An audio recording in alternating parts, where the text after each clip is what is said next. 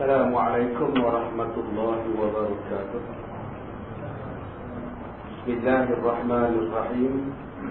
Alhamdulillahi rabbil alamin. Wassalatu wassalamu ala ashrafil anbiya'i wal mursalin wa ala alihi wa sahbihi ajma'in.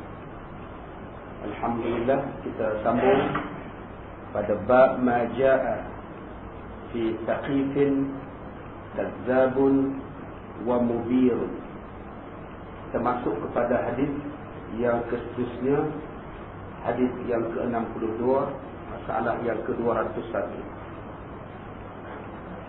An Ibn Umar qala Rasulullah sallallahu alaihi wasallam fi taqifin kadzabun wa mubirun.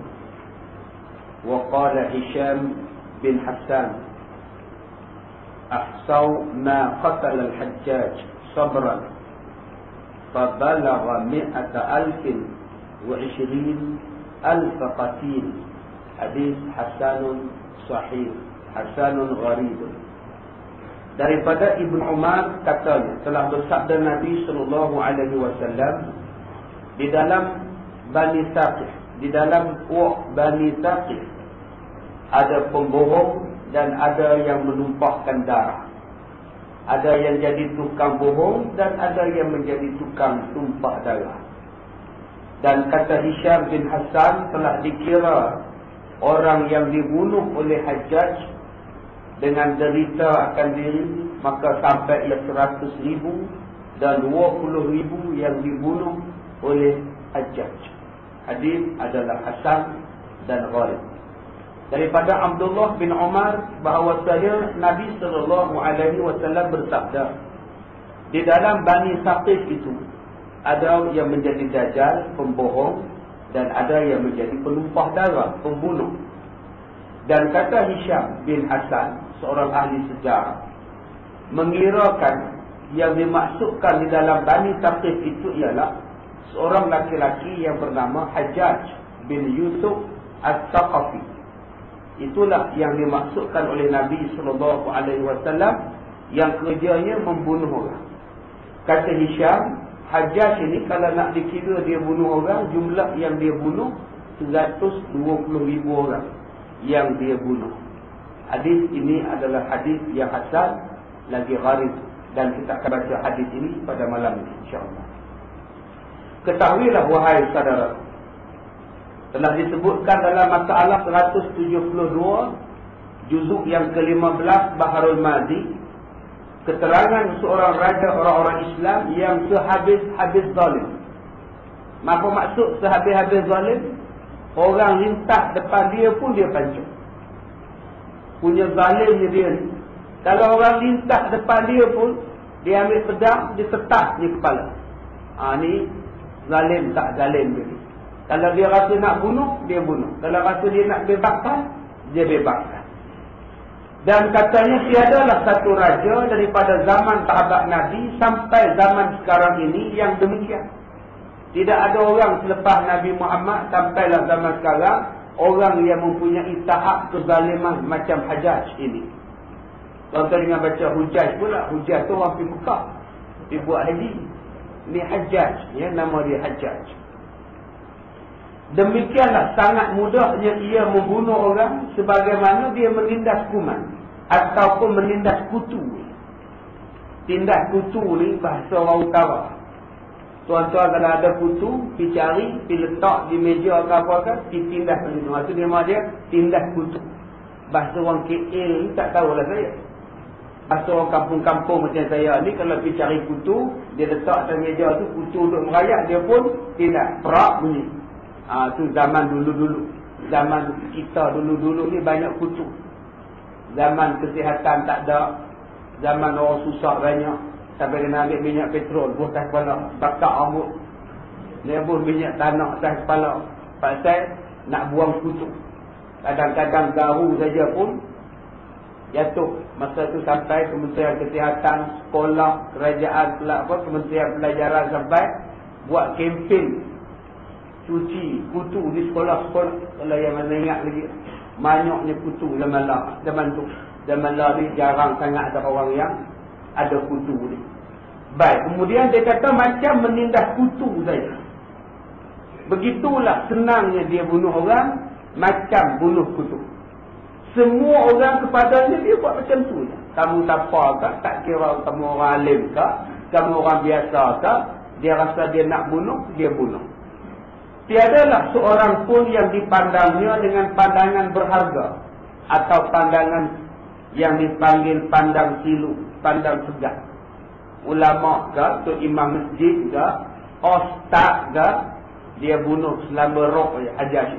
Termasuklah yang dibunuhnya anak-anak sahabat Nabi, yang dibunuhnya sahabat-sahabat Nabi, yang dibunuhnya cucu-cucu sahabat Nabi. Malah ada anak-anak cucu sahabat Nabi yang digantung sampai 3 bulan tak ditanam. Malah dia pernah menembak Kaabah sampai runtuh. Tuan-tuan kena faham yang di Kaabah tu bukan zaman Nabi Ibrahim punya Kaabah. Tu tahu berapa kali runtuh nak buat lain tu. Tapak basic dia saja yang asasnya lagi daripada zaman dulu. Zaman sekarang ni tuan-tuan, zaman Hajjaj ni pun dia tembak. Bagi rata, bagi ranak. Kerana ada seorang yang menjadi musuh di dalam, yang menjadi musuh kepada Hajjaj bersembunyi di dalam Kaabah. Dia tak dapat tahu tu kunci pada dalam, dia tembak Kaabah tu sampai runtuh. Mati hamba Allah tu, dia bina lain Kaabah. Ini yang kata jahatnya Hajjaj. Kita jangan kata nak runtuh Kaabah, nak bakar gambar Kaabah pun segan. Kita ni tengok gambar Kaabah, cepat-cepat kita ambil kalau jatuh di tanah.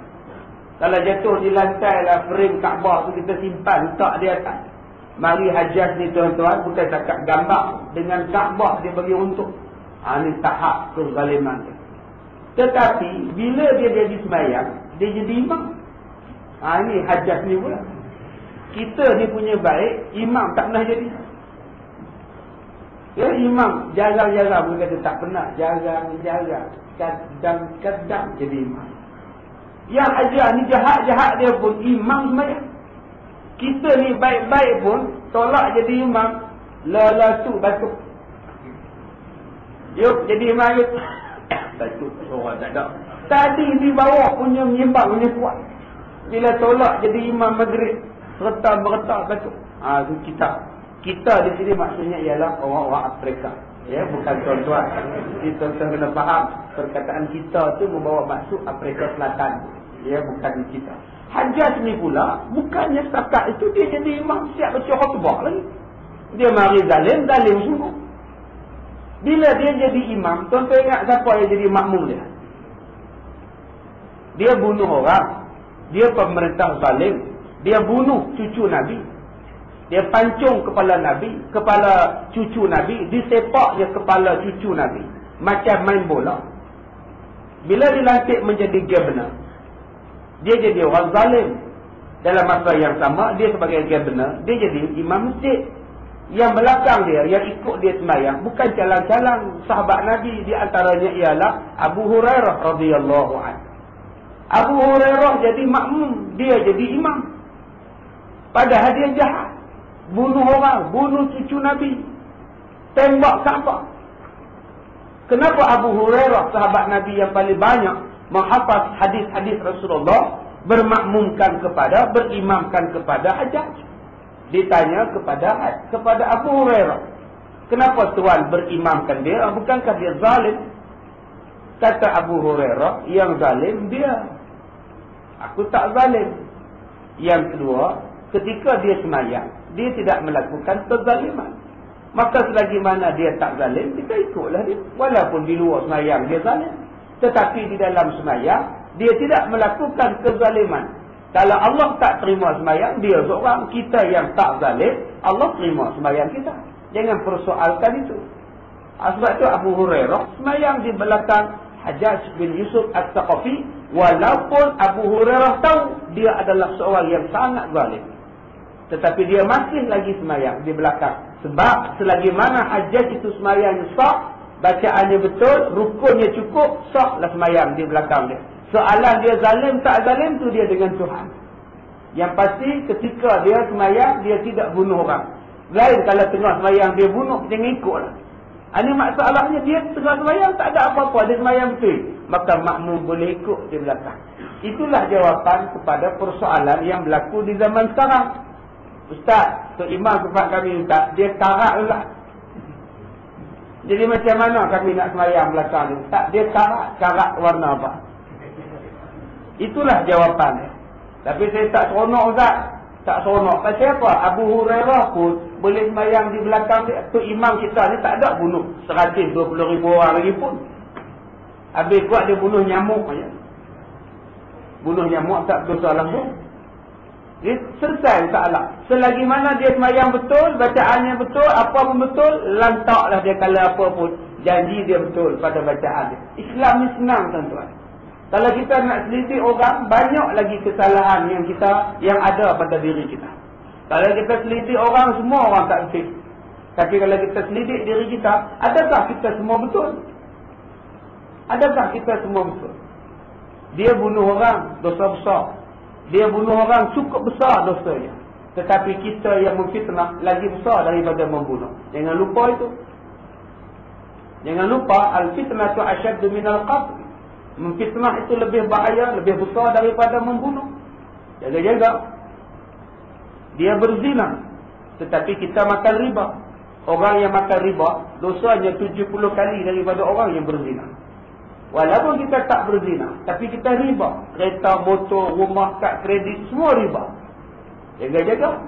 Kita duk tuduh JRO tu jahat, pelacur tu tak guna. Kita duk tuduh orang yang melanggar pelacur, bapa ayam, mak ayam tu jahat. Betul, mereka jahat sebab mereka berzina.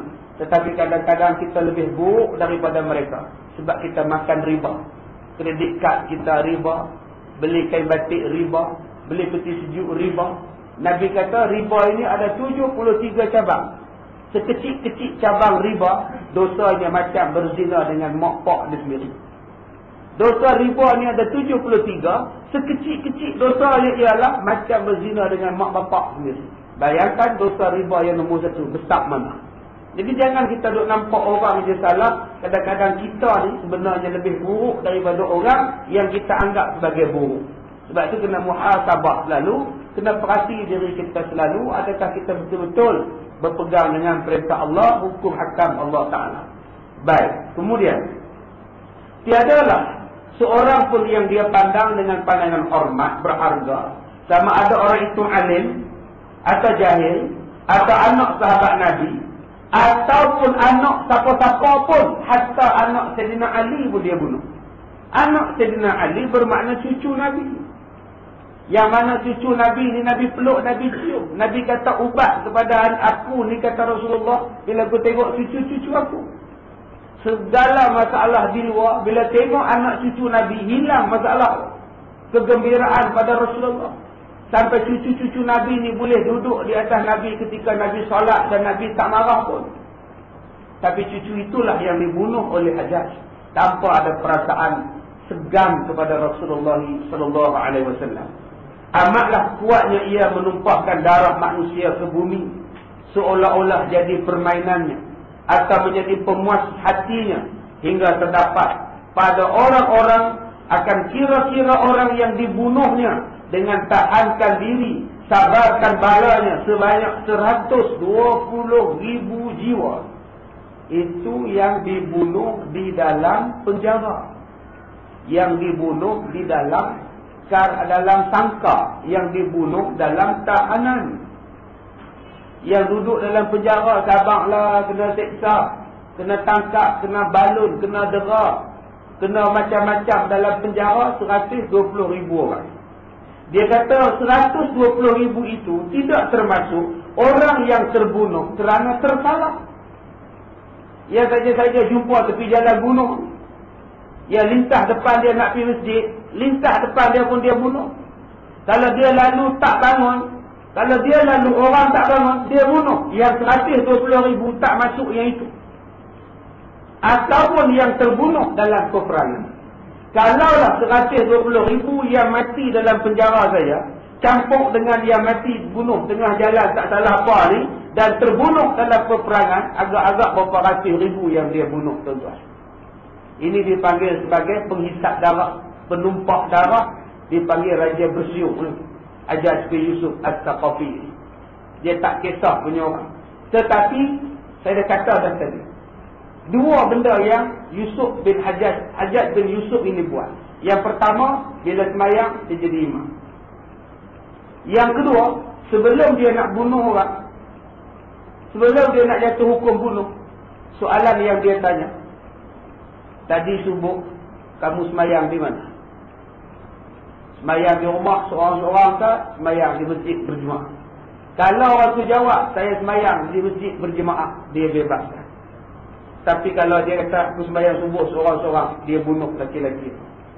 Sebab apa dia bunuh yang semayang seorang-seorang? Sebab Hajjaj bin Yusuf, dia faham satu hadis Nabi. Jaga-jaga dengan orang yang semayang subuh berjemaah. Siapa-siapa yang buat jahat, siapa-siapa yang buat tahanan kepada orang semayang subuh berjemaah, balasan orang itu akan balik kepada dia balik. Sebab itu dia tak bunuh orang yang semayang subuh berjemaah. Ini dia tuan-tuan, faham Hajjaj ini. Orang semayang subuh berjemaah, dia tak kacau. Kalau siapa yang tak semayang subuh, buat salah pula, tak buat salah, jumpa dengan dia, memang dia bunuh. Sebab tak berjemaah subuh. Sebab Nabi pesan, orang yang semayang subuh berjemaah adalah orang yang dipelihara oleh Allah Subhanahu wa ta'ala. Jadi tuan-tuan, bila kita dah faham dia itu, semayanglah subuh berjemaah. Jangan tak datang. Masa terawih hari itu datang ramai-ramai. Subuh Ramadan dulu sesak, adalah 4 sak, 5 sak. Subuh Ramadan. Subuh syawal, kenyang ke open house ni sampai subuh kita datang. Sunyi dah, balik pada asal balik. 1 sak balik, 1 sak setengah. Kena balik pada dulu-dulu balik bulan Ramadan. Subuh saja-saja pagi subuh tu, kurang-kurang 5-6 sak. Lepas saja sahur, tak ada tidur lah. Terus ke masjid, terus ke surau. Patutnya menjadi amalan kita, menjadikan rutin kepada kita balik. Amalan subuh berjemaah, dan Nabi yamin Allah Ta'ala sayang, kasih dan pelihara orang yang datang semayang subuh berjemaah. Baik, sebelum wafat Rasulullah SAW telah dikhabarkannya akan terbit 2 orang yang sangat-sangat celaka. Nabi sebelum mati dia ada sebut 2 bangsa, 2 manusia yang sangat-sangat celaka daripada satu bangsa, kabilah, satu kaum, satu kampung, satu bangsa yang dipanggil bangsa Saqif. Katanya iaitu kabilah yang tinggal di kawasan Taif. Seorang mendakwa dirinya menjadi Rasulullah, dan seorang lagi dipanggil sebagai pengambil nyawa dan penumpah darah. Daripada Bani Saqif ini, kata Nabi, ada 2 orang yang sangat jahat. Seorang jadi Dajjal. Dajjal di sini kita baca ada bulan lepas, iaitu pembohong sebab mengaku sebagai Rasul. Yang kedua, orang yang suka menumpahkan darah. Maka hadis ini dikeluarkan oleh Abu Isa At-Tirmizi dengan hadisnya. An Ibni Umar qala Rasulullah sallallahu alaihi wasallam fi Saqifin kadzabun wa mubirun. Diriwayatkan daripada seorang sahabat bagi Nabi sallallahu alaihi wasallam, yaitu Abdullah ibnu Umar radhiyallahu anhuma, anak kepada Sayyidina Umar Al-Khattab radhiyallahu anhu. Dan saya telah sebutkan kepada tuan-tuan, Abdullah bin Umar pernah diperintahkan oleh bapaknya Umar supaya menceraikan isterinya. Bapa iaitu Umar perintahkan anak iaitu Abdullah bin Umar, ceraikan isteri kamu wahai Abdullah. Kenapa Umar memerintahkan supaya diceraikan menantunya? Kerana selepas Abdullah bin Umar berkahwin, Abdullah bin Umar sudah jarang dekat dengan Rasulullah. Sibuk berulit dengan isteri, sibuk campur dengan isteri, seronok, akhirnya tak datang masjid. Bila Sayyidina Umar melihat sedemikian perbuatan Abdullah, kata Abdullah, kamu ni pasal isteri punya pasal, kamu dah jarang dekat dengan Nabi. Kalau demikian, ceraikan isteri kamu. Abdullah datang mengadu pada Rasulullah. Bapa dia menyuruh dia menceraikan isterinya dengan alasan-alasan yang sedemikian. Maka kata Rasulullah, kalau itulah arahan bapa kamu, tidak ada jalan lain melainkan ceraikan isteri kamu. Jadi tuan-tuan, bila dah bercerai, menunglah Abdullah, teringat pada isteri yang baru dia kahwin. Kata Nabi kepada Abdullah bin Umar, kata Umar kepada Abdullah bin Umar, Kalau kamu nak rujuk balik dengan isteri kamu, ubah balik perangai kamu. Macam biasa pergi mengaji, macam biasa ikut Nabi, kuliah dengan Nabi, jangan sampai lupa kepada Nabi. Maka dirujuknya semula dan dijadikan kuliah seperti biasa sebelum dia kahwin. Jadi daripada kisah Abdullah dengan Umar Al-Khattab, dengan isteri Abdullah ini, memberikan pengajaran kepada kita betapa besarnya tanggungjawab seorang anak terhadap ibu bapa. Walaupun dia dah berkahwin dengan seorang perempuan, tetapi tanggungjawab dia kepada bapa dia, ketaatan kepada ibunya melebihi daripada kasih sayang kepada isterinya.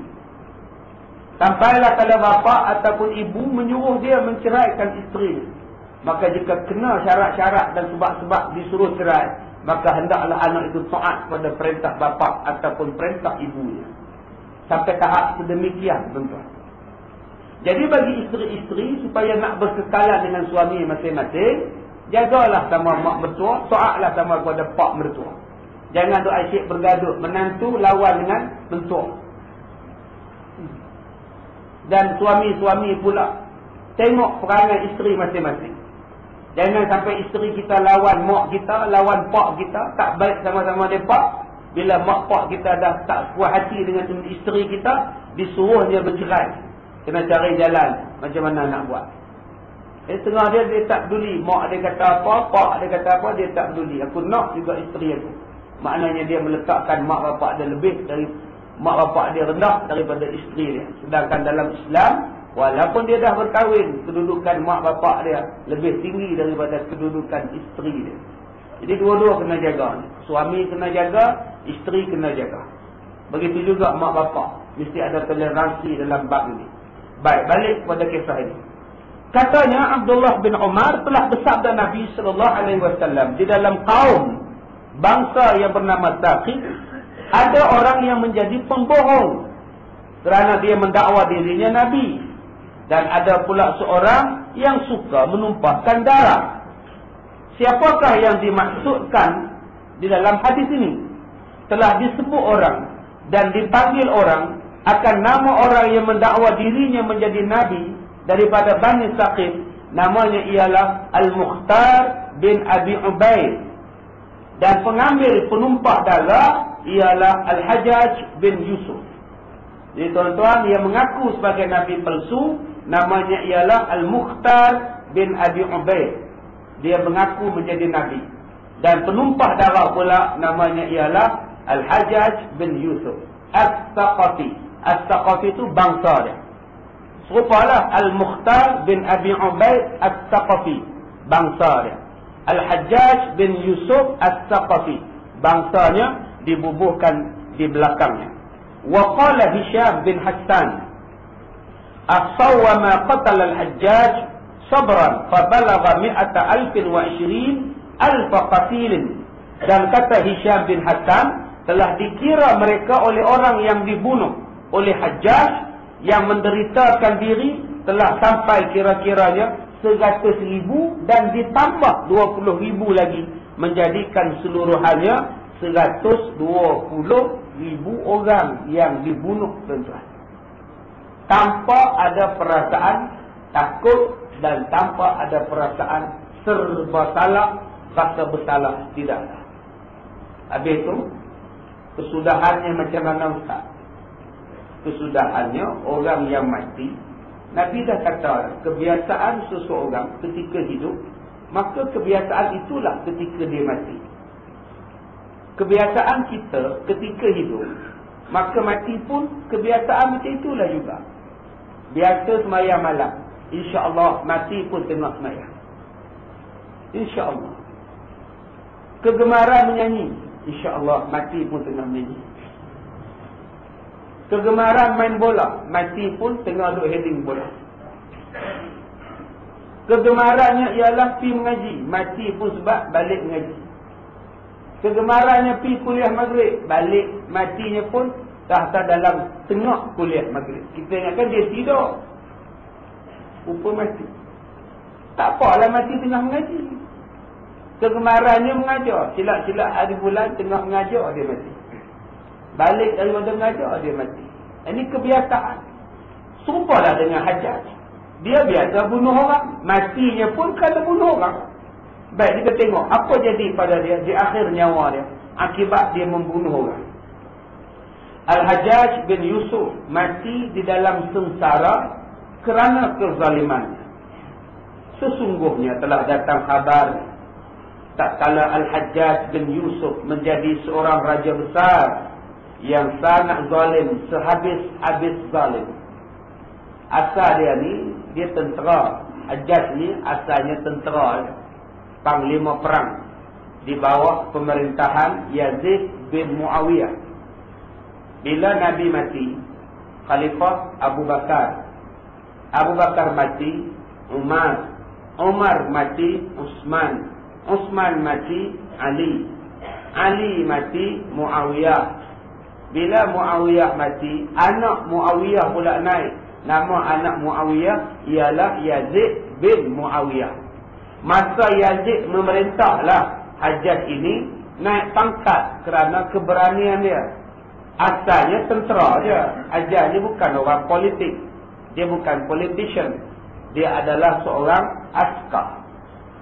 Bila diperintahkan seramai 3,000 orang mengejar anak cucu Nabi, mengejar Sayyidina Husain yang seramai 80 orang, maka ditahankan rombongan cucu Nabi ini yang nak pergi ke Iraq oleh Yazid bin Muawiyah, khalifah pada masa itu, di bawah tentera yang dipimpin oleh Al-Hajjaj bin Yusuf. Hajjaj, kamu pimpin 3,000 orang, kamu tahan cucu Nabi yang nak jadi khalifah di Iraq. Tahan mereka, jangan pergi jalan. Hajjaj ini tuan-tuan, dia nak cari glamour. Dia buat kerja sungguh-sungguh. Dia perang betul-betul dengan cucu-cucu Nabi, cicit-cicit Nabi ni, yang seramai 80 orang. Pasal apa yang dia berperang habis-habisan, over sangat dia buat ni? Pasal dia nak dapat jawatan. Hanya itu yang bila dibunuh saja cucu Nabi, tangannya putih, kakinya putih, badannya penuh dengan tetakan, dengan penuh dengan panah, mati cucu Nabi. Datang Hajjaj, ambil pedang, potong kepala. Disepak sana, disepak sini, lepas puas sepak kepala cucu Nabi, diambilnya kepala cucu Nabi itu, dibubuhkan di dalam talam, ditudung dengan kain, dan dibawa kepada Khalifah Yazid bin Muawiyah sebagai hadiah. Yazid buka tudung kepala cucu Nabi itu. Sampai begitu sekali zalimnya Al-Hajjaj ini. Kata Yazid, aku tak suruh kamu buat macam ini, Hajjaj. Aku tak suruh kamu buat macam ni. Tapi waktu Al-Hajjaj ini, dia nak cari pengaruh, nak cari kedudukan, nak bodek bos dia. Kita sekarang ni nak bodek bos, cium tangan aja. Taklah sampai tahap Al-Hajjaj lagi kan. Tapi lebih kurang begitulah. Akhirnya dengan confidence-nya dia, yakinnya dia naik pangkat. Satu lagi tindakan dia yang sangat-sangat zalim, ialah ketika berlakunya pemberontakan di Mekah yang dimemberontak oleh Abdullah bin Zubair bin Al-Awwam radhiyallahu anhuma. Abdullah bin Zubair ini ialah anak kepada sahabat Nabi yang bernama Zubair Al-Awwam. Zubair Al-Awwam adalah di antara 10 sahabat Nabi yang masuk syurga. Zubair Al-Awwam ialah seorang sahabat Nabi yang miskin, berkahwin dengan anak Sayyidina Abu Bakar yang bernama Asma binti Abu Bakar. Bermakna Abdullah bin Zubair ini ialah abang ipar Siti Aisyah isteri Nabi. Bermakna juga Zubair Al-Awwam ini ialah biras Nabi Muhammad sallallahu alaihi wasallam. Sahabat biras kepada Nabi dan menantu kepada Abu Bakar As-Siddiq radhiyallahu anhu. Pening tak? Pening. Pening duk dia ya. Ya Allah. Jadi tuan-tuan, Zubair Al-Awwam berkahwin dengan Asma binti Abu Bakar. Dapat anak bernama Abdullah bin Zubair. Maknanya Abdullah bin Zubair dengan Abu Bakar tu jadi apa? Cucu. Nama dia blank. Namanya kosong, tak tahu apa. Ya, abang kita pening. Saya kono. Tak kono, saya kita serik dah tu. Abdullah bin Zubair adalah anak Zubair Al-Awwam. Zubair Al-Awwam ialah 10 sahabat Nabi yang masuk syurga. Zubair Al-Awwam adalah sahabat Nabi yang miskin, berkahwin dengan Asma binti Abu Bakar, kakak Siti Aisyah. Bermakna Abdullah Zubair Al-Awwam ialah abang ipar Aisyah, menjadi jiran Rasulullah, menjadi menantu Abu Bakar. Dapat anak namanya Abdullah. Benar. InsyaAllah nanti beri sini dengar elok. Bila mati Zubair Al-Awwam, Zubair Al-Awwam ini mati di dalam peperangan unta, peperangan Jamal.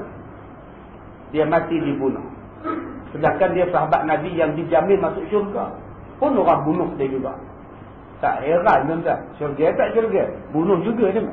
Mati dia. Tinggallah Abdullah bin Zubair, anaknya. Anak dia duduk di Mekah, tak duduk di Madinah. Bila mati Sayyidina Ali dibunuh, naik Muawiyah menjadi khalifah. Bila Muawiyah mati pula, Muawiyah pesan pula, lantik anak aku sebagai khalifah. Jadi sudah menjadi keluarga. Khalifah bukan keturunan. Dalam Islam, khalifah bukan keturunan. Khalifah mesti dilantik. Mana boleh bapa sebelum mati lantik anak? Maka Abdullah bin Zubair, cucu Abu Bakar, membuat pengisytiharan terbuka di Mekah. Mekah tidak mau mengakui dan mengiktiraf kerajaan Yazid bin Muawiyah. Kami berkecuali dan kami akan melaksanakan kerajaan minoriti di Mekah. Kami tak iktiraf Yazid. Yazid bila dengar Abdullah bin Zubair mengisytiharkan keluar daripada Madinah, maka Yazid bin Muawiyah mengutuskan Al-Hajjaj bin Yusuf untuk menangkap Abdullah bin Zubair, cucu Abu Bakar tadi. Maka dikejarnya lah, apa benda tu? Dikejarnya lah Abdullah bin Zubair ini dengan tentera-tenteranya. Maka mereka pun berlari masuk bersembunyi di dalam Masjidil Haram. Sepatutnya bila dah sampai dalam Masjidil Haram tidak ada pertumpahan darah. Abdullah bin Zubair bila dikejar oleh tentera Hajjaj, dia lari bersembunyi di dalam Kaabah. Maka Al-Hajjaj menggunakan menjanik, menembak di bahagian tepi Kaabah sehinggalah runtuh Kaabah. Maka pada masa itu ditangkap Abdullah bin Zubair yang bersembunyi dalam Kaabah dan dipancung, dibunuh dia, dan mayatnya digantung selama 3 bulan di kota Mekah. Masa tu dia belum jadi governor, dia baru jadi jenderal dia. Jadi jenderal punya zalim, gantung 3 bulan cucu sahabat Nabi iaitu Abdullah bin Zubair. Orang pergi Mekah, orang pergi umrah, tengok mayat tergantung, tak ada siapa berani turun. Siapa berani turun, pancung kepala. Sehinggalah datang ibunya, ibu Abdullah bin Zubair, iaitu anak Sayyidina Abu Bakar, Asma binti Abu Bakar, kakak kepada Siti Aisyah radhiyallahu anha, yang masih hidup pada masa itu 100 tahun lebih dah umur. Bila dia pergi buat umrah, dia tengok mayat anak dia digantung. Tak ada siapa nak turunkan mayat anak dia. Bila diketahui oleh Hajjaj yang Asma binti Abu Bakar datang, maka Hajjaj berjumpa dengan Asma. Kata Hajjaj, wahai Asma, apa pendapat kamu anak kamu kena gantung? Apa rasa? Apa rasa kamu? Asma yang masih sihat walaupun umurnya hampir 100 tahun. Ya, dalam riwayat sebut walaupun umurnya 120 tahun. Ada yang kata umur dia 100 tahun. Gigi sebatang pun tak rosak. Mata dia tuan-tuan tak pakai spek batang. Memang tak ada spek memang tu. Ya, tetapi diberikan anugerah kesihatan kepada Asma. Dia kata kepada Hajjaj, bila Hajjaj tanya pendapatnya, anaknya digantung dan tak dikebumikan. Kata Asma, wahai Hajjaj, kamu telah merosakkan dunia anak aku. Dengan sebab kamu bunuh dia dan kamu gantung dia, kamu telah merosakkan dunia anak aku. Tetapi dengan sebab kamu bunuh dia dan kamu gantungnya, dia telah merosakkan akhirat kamu. Boleh faham tak? Yang tu faham. Dengan sebab kamu bunuh dia dan gantung dia, tak dikebumikan, kamu dah rosakkan dunia dia. Patut dia boleh hidup, patut dia boleh jadi pemimpin di Mekah, patut dia boleh bawa orang ke arah kebaikan. Kamu bunuh dia, kamu dah rosakkan dunia dia. Tetapi dengan sebab kamu bunuh dia dan kamu gantung dia, dia pula telah merosakkan akhirat kamu, wahai Hajjaj. Bila Asma' kata macam itu, serta merta diturunkan mayat dan dikebumikanlah mayat Abdullah bin Zubair, cucu Sayyidina Abu Bakar Siddiq radhiyallahu anhu. Ni tuan-tuan, keras-keras hati dia pun bila dikata dengan bahasa macam tu, dia faham juga. Setengah orang langsung tak faham. Ya, setengah daripada kita ni keras hati ni, keras sungguh-sungguh. Nabi sebut, sebab apa kita ni keras hati? Nabi kata, salatatun turisu qa'watal qalbi. 3 benda yang menjadikan kamu mendapat penyakit keras hati, benak hati, melawan, tak mau dengar cakap orang, ikut kepala otak dia, nasihat macam mana pun tak pakai. Kata Nabi ada 3. Yang pertama, hubbun naumi. Hubbun naumi, suka tidur.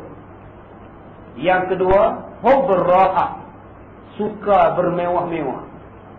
Yang ketiga, wa hubbul akli, suka makan-makan. 3 benda ni kata Rasulullah pewaris kepada sifat keras hati. Tuan-tuan yang datang ni, mana ada keras hati? Kita ni insya-Allah lembut hati. Lembut hati. Sebab kita tak dapat 3 benda ni dulu-dulu. Dulu-dulu nak tidur mana ada aircon. Kipas pun tak ada. Mana ada kipas atas kepala, duduk kampung miskin, Papua Kedana melarat. Kipas tak ada, elektrik pun tak ada, harap pelita. Nak tidur susah. Kita jarang tidur. Sekarang anak-anak jadi keras hati pasal apa? Tak pasang aircon, tak boleh tidur. Asal tidur aircon, asal aircon tidur. Mewah. Tilam berapa kaki punya tilam?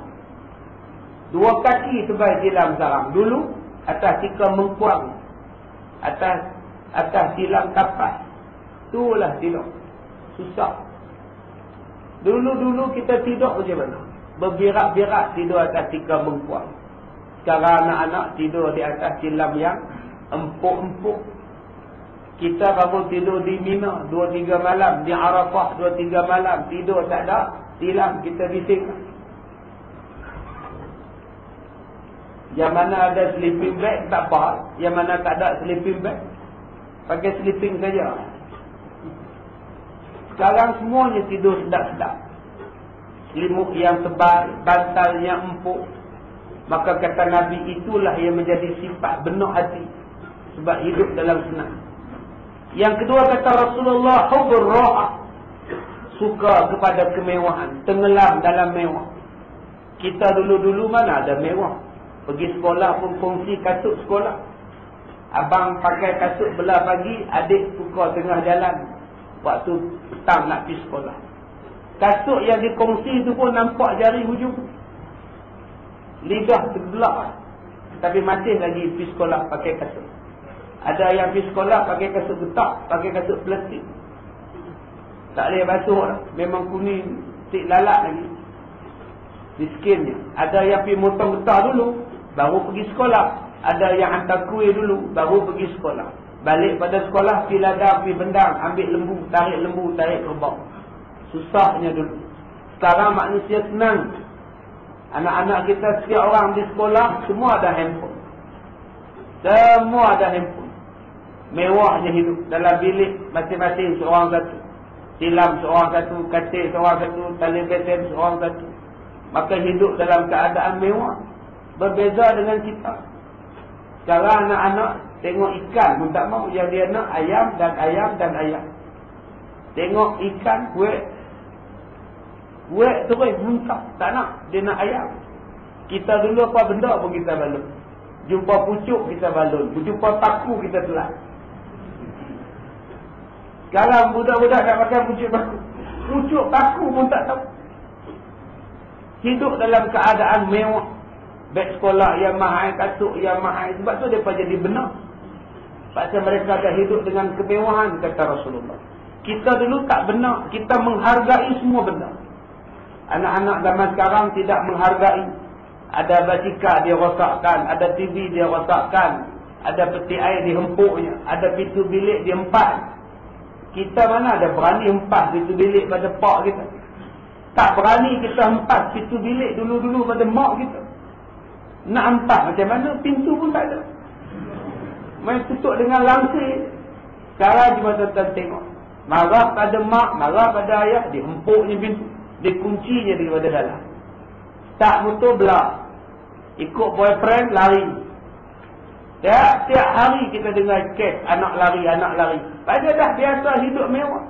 Nak duit dapat. Minta apa pun dapat. Yang ketiga kata Nabi, punca keras hati itu apa? Hubbul akli. Suka makan. Kita dulu nak makan pun susah. Cok kodok bagi orang 7 baru dapat. Mak pernah bagi siap-siap cok kodok. Tak boleh makan pun suka hati. Pasal ramai anak miskin papa kedana. Sekarang anak-anak cok kodok dia tengok ni apa ni mama? Cok kodok, nama pun kodok. Nugget tak ada nugget. Jumpa cok kodok pun tak. Kita dulu cuma tonton tengok. Nak cari makan susah. Nak dapat makan susah. Sekarang ni makan tak berhenti. Tambah bulan Ramadan dah habis. Dah penghujung Syawal ni pun tak habis lagi open house. 5 kali sehari. Tu tak macam mana kecil manis darah tinggi. Gaut. Ini dia Nabi kata. Punca manusia kerah hati ada 3. Tidur. Rehat banyak. Yang ketiganya, makan banyak. Ini pun tuan-tuan, walaupun kita dah tua, tak semestinya tak jadi pada kita kerah hati. Cuba cek balik, kita ni rajin tidur. Kuliah maghrib tidur. Kuliah Jumaat tidur. Khutbah Jumaat tidur. Allahu Akbar. Tengah ceramah pun tidur. Dengar ceramah pun tidur. Lah tak ada. Dulu-dulu dia ada. Tidur saja. Tadi petang tengok cadar duduk belakang sokong seorang. Tihan Allah. Tidur saja.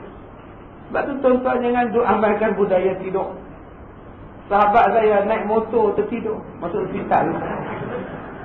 Menung saya. Macam mana entah boleh jatuh motor?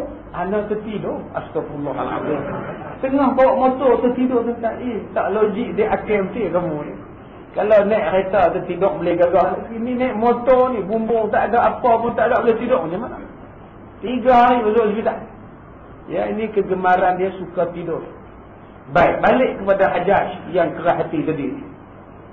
Sesungguhnya telah datang khabarnya tak kala Al-Hajjaj bin Yusuf menjadi seorang raja besar. Takkan nak jadi jeneral aja. Akhirnya menjadi governor. Jadi khalifah.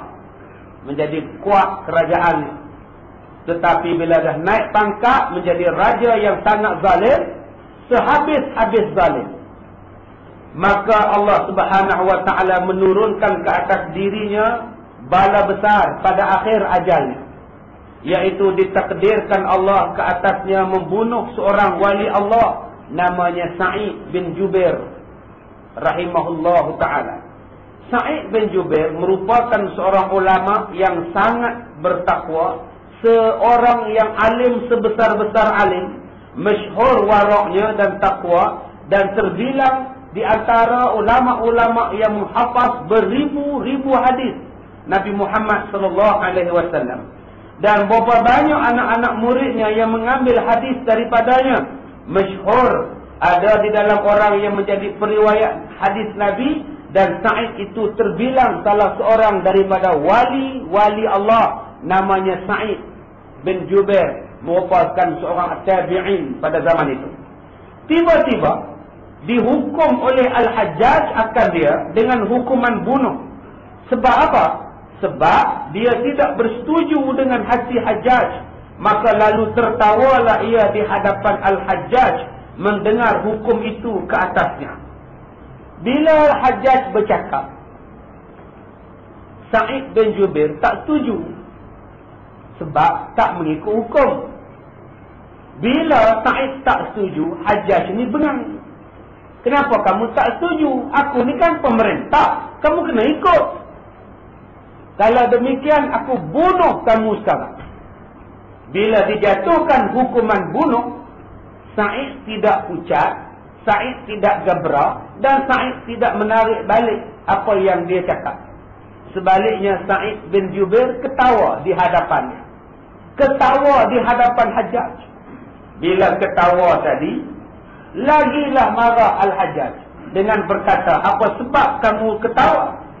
Kata Sa'id, aku ketawakan tabiat kamu. Tak malu pada Allah, tak ada sopan kepada Allah. Dan ingatlah, Allah melewatkan azab ke atas kamu, Allah tangguhkan azab. Dia akan sampaikan azab kepada kamu. Sebab itulah aku ketawa tengok kamu. Kemudian berhadaplah Sa'id kepada anak-anak muridnya yang hadir ramai-ramai pada malam itu. Hai sekalian kamu yang hadir, kamu ni semua mengaji dengan aku. Aku dah dijatuhkan hukum bunuh oleh Hajjaj. Aku minta kepada kamu, jangan buat apa-apa tindakan. Jangan merusuh, jangan tunjuk perasaan, jangan. Kerana kata Sa'id, selepas dia bunuh aku, dia tidak lagi boleh membunuh orang lain selepas dia bunuh aku. Dan selepas itu kamu akan hidup dalam keadaan aman. Biarkan aku dibunuh. Tuan-tuan, Sa'id kata, jangan melawan, jangan bantah, kerana aku adalah orang terakhir yang dia bunuh. Maka Al-Hajjaj pun membunuh Sa'id dengan dipancung kepalanya. Putus kepala seorang tabi'in yang sangat alim, menghafaz ribuan hadis. Maka apabila darahnya memancut keluar, jatuh bertebaran di atas lantai, di atas tanah, darah tersebut membentuk kalimah Allah, Allah dan Allah. Sebanyak 3 tulisan membentuk kalimah Allah daripada titisan darah Sa'id bin Jubair rahimahullah ta'ala. Dan kemudian daripada bercerai kepalanya daripada badan, didengar orang kepalanya yang jatuh ke tanah masih lagi menyebut la ilaha illallah 2 kali, dan kali ketiganya la ilaha illallah, lalu tak cakap. Ini dia tuan-tuan, wali Tuhan, kekasih Tuhan. Darah yang memancut keluar, jatuh atas tanah, membentuk kalimah Allah.